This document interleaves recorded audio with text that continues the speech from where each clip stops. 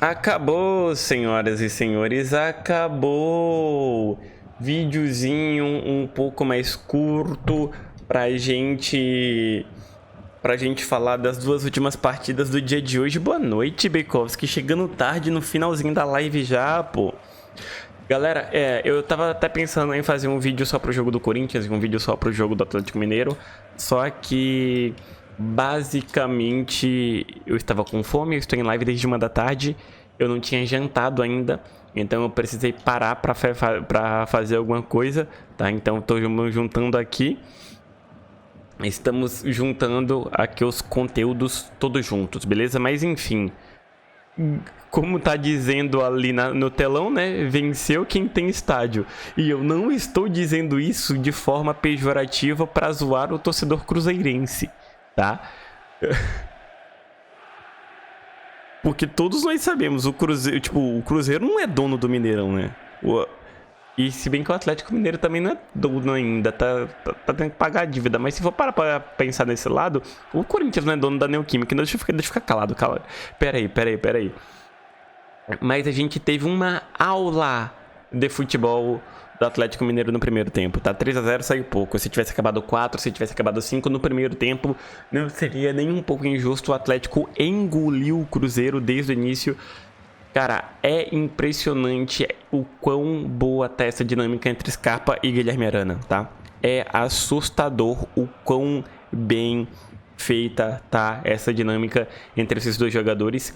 Como a gente tinha todo esse estigma, toda essa fama de que o Cruzeiro não tinha perdido ainda na Arena MRV, eu usei aquela minha estratégia de sempre no Cartola, né? Que é colocar o Hulk, porque mesmo quando o Galo não vence o Cruzeiro num clássico, o Hulk tá lá participando o tempo todo. Não é à toa aqui, 11, né? Foi meu capitão, fez 11 pontos. Infelizmente desvalorizou um pouquinho, mas me deu alegrias. Eu fiquei com medo de colocar os outros, justamente por causa do estigma, da fama do Cruzeiro na Arena MRV. Não é à toa que eu até falei aqui na live. Gente, se esse jogo fosse no Mineirão, eu definitivamente teria colocado o Arana, pelo menos, e talvez o Scarpa, tá ligado? Mas minha rodada no Cartola tá mais ou menos assim mesmo. Tô com 48 pontos, somando isso tudo aí dá 48 pontos. Faltam o Oswaldo, o Kaique Rocha e o Piqueires amanhã. Se tudo der certo, eu faço 60 pontos amanhã, né? Piqueires, com fé em Deus, vai fazer gol da assistência. O Oswaldo vai deitar pra cima do Bahia, porque o Bavi é no Barradão.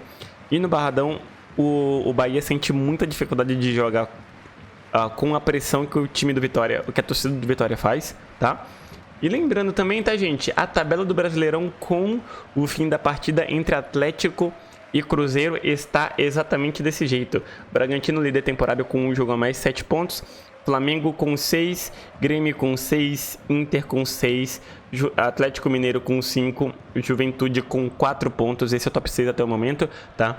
Lembrando que apenas Grêmio, Bragantino e Atlético Mineiro já tem 3 jogos disputados, beleza?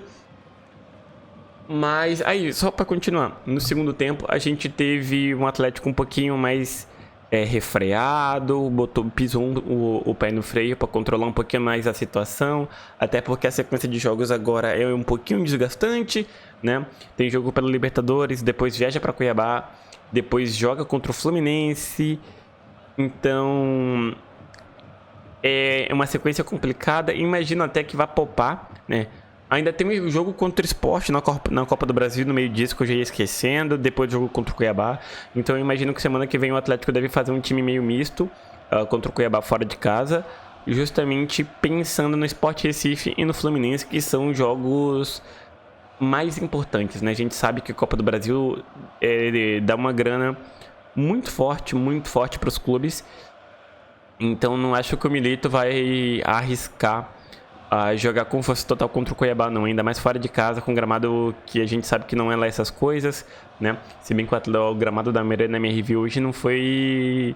Não tava tão bem, né? Segue o vice que o Braga disparou.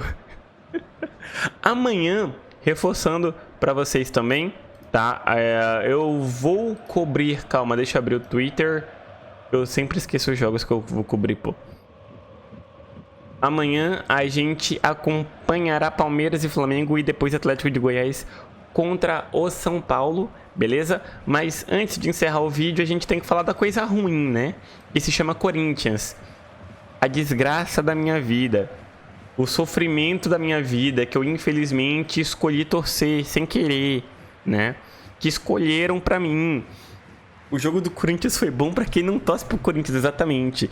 Segunda partida consecutiva que o Antônio Oliveira erra na escalação, tá?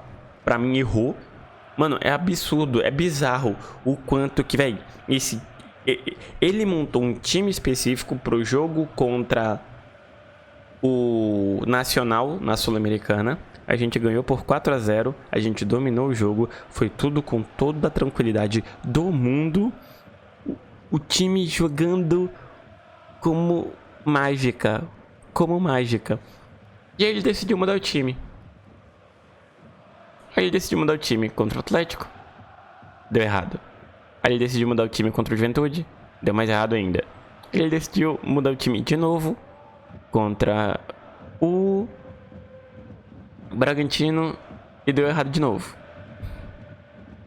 Mano, não é à toa que foi só tirar o Coronado, que com todo o respeito do mundo, eu tô perdendo a paciência. Não dá pra se jogar com Garro e Coronado, ok? Não dá pra se jogar com Garro e Coronado, ou é um ou é outro. E pra mim hoje o Garro está acima, é superior, ok?